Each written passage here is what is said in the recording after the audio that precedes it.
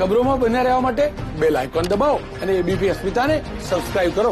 સરકારની લગ્ન પ્રસંગમાં માત્ર 100 લોકોની મર્યાદાની ગાઈડલાઇન્સના વલસાડના પારડીમાં ધજાગરા ઉડ્યા।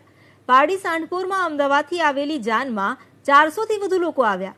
સોશિયલ ડિસ્ટન્સિંગનો ભંગ થતા કોવિડ સ્પેશિયલ સ્ક્વોડે લગ્ન પ્રસંગ યોજનારને 3000 રૂપિયાનો દંડ ફટકાર્યો।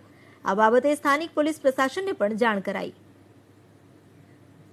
આ અંગે વધુ જાણકારી આપી રહ્યા છે સંવાદદાતા બ્રિજેશ શાહ। જી બ્રિજેશ। જે પ્રમાણે વલસાડના પારડી સાંતપુર ખાતે અમદાવાદથી જાન આવી હતી। 400થી વધુ લોકો આ જાનમાં આવ્યા હતા। ત્યારબાદ જ્યારે જ્યાં લગ્નની વ્યવસ્થા હતી ત્યાં સોશિયલ ડિસ્ટન્સનો અભાવ હતો।